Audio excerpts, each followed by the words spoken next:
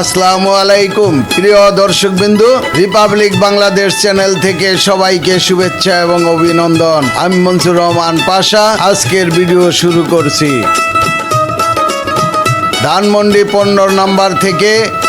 আজকে আমি ভিডিও প্রাককালে সর্বপ্রথম সবাইকে শুভেচ্ছা জানিয়ে আজকের চলমান ভিডিওর কার্যক্রম চালু করা হয়েছে। আজকে আমরা দেখাচ্ছি আপনাদেরকে ধানমন্ডি 15 নম্বর থেকে শুরু করেছি। ধানমন্ডি 15 নম্বর থেকে আপনারা দেখছেন আমি এখন মোড় ঘুরছি এবং মোড় ঘুরে আমি রাইফেল স্কোয়ারের সামনে দিয়ে তারপরে আমি আমার গন্তব্য চলে যাব। আপনারা আমার সাথে থাকুন।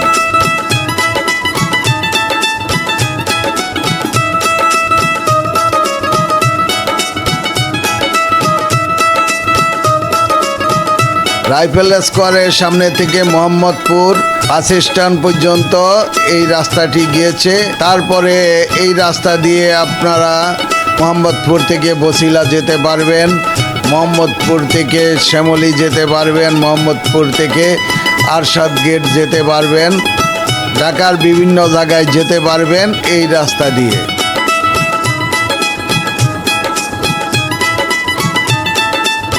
এই রাস্তাটি এখন আমরা যাচ্ছি। আপনারা দেখছেন যে আমি এখন বিডিআর, যেটাকে রাইফেল স্কোয়ার বলা হয় বা বিডিআর 3 নম্বর গেট, ঝিকাতলার গেট, সেখানে আমি যাচ্ছি। আপনারা দেখছেন যে ঢাকার সুন্দর সুন্দর বিল্ডিংগুলি দেখা যাচ্ছে।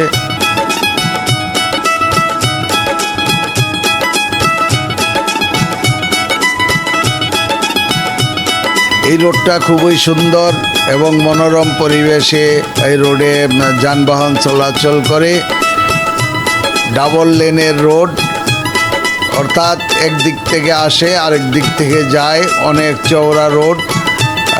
ঢাকার প্রাণকেন্দ্র বলা হয় ধানমন্ডি।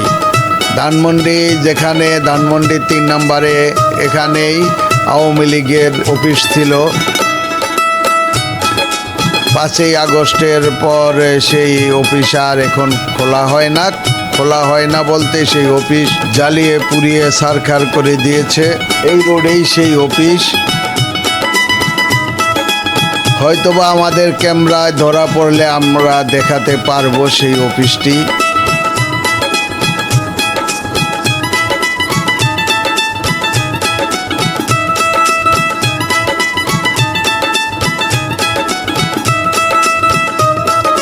সামনে জ্যাম লেগে আছে।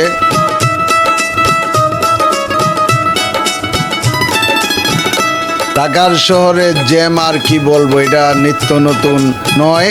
এটা আমাদের জীবনের সঙ্গে ওতপ্রোতভাবে জড়িয়ে আছে এই জ্যাম।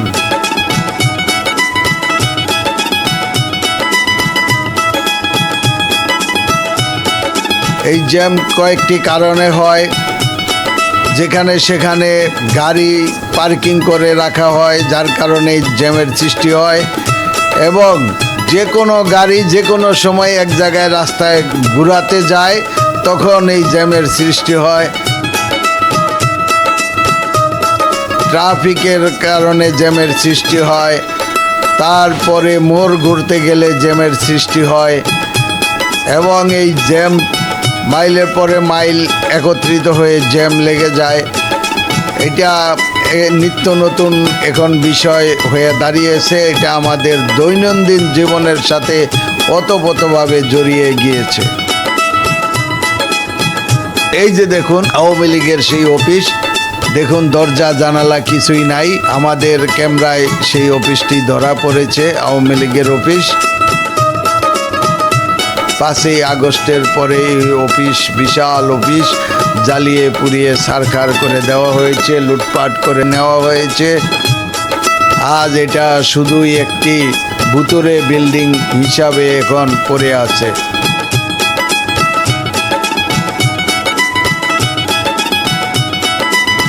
আমরা এখন জিগাতলা মোড়ে চলে আসছি।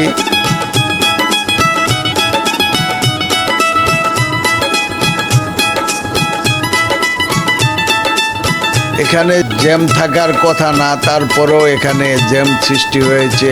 ও আরও একটি কারণে রাস্তায় জ্যাম হয়, সেটা হলো যত্রতত্র রাস্তা কাটা হয়। এটার কোনো হিসাব কিতাব নাই, কখন যে কোন রাস্তা কাটা হয়ে যাবে।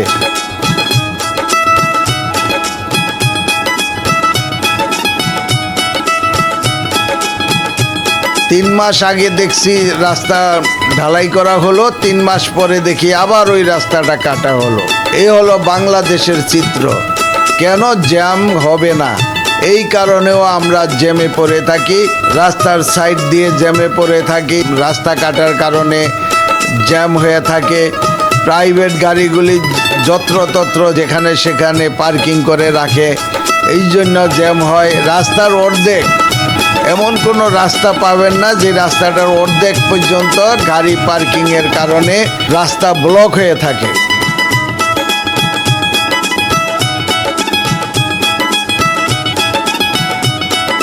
বাকি অংশটুকুর ভিতরে গাড়ি চলাচল করে, যার কারণে রাস্তায় যানজট লেগে থাকে।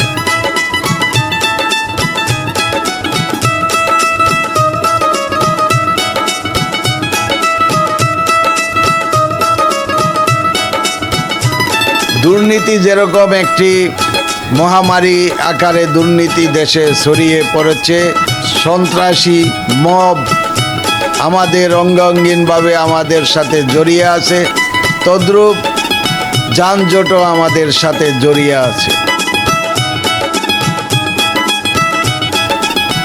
ঘন্টার পর ঘন্টা লেগে যায় নিজের গন্তব্যে পৌঁছানোর জন্য। এটা আমাদের দুর্ভাগ্য।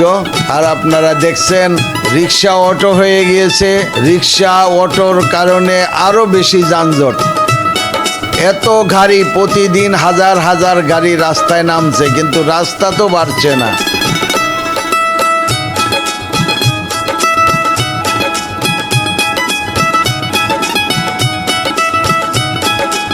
দশ বছর আগে যেই রাস্তা ছিল এখনো সেই একই রাস্তা, 30 বছর আগে যেই রাস্তা ছিল এখনো সেই একই রাস্তা, কিন্তু বাড়ছে শুধু গাড়ি আর গাড়ি।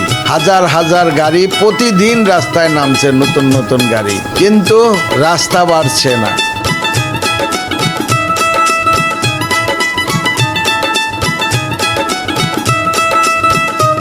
আমরা সেই যন্ত্রণায় ভুগছি।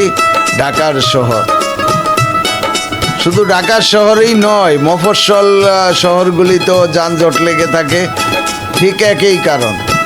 আরও কিছু কারণ আছে রাস্তা চওড়া না হওয়ার কারণ। কারণ আমাদের দেশে ঢাকার শহরেও রাস্তা চিকন অলিগলির কারণে যানজট লেগে থাকে। পুরান ঢাকায় তো যাওয়াই যায় না, যে এমনভাবে যানজট পুরান ঢাকায় লেগে থাকে,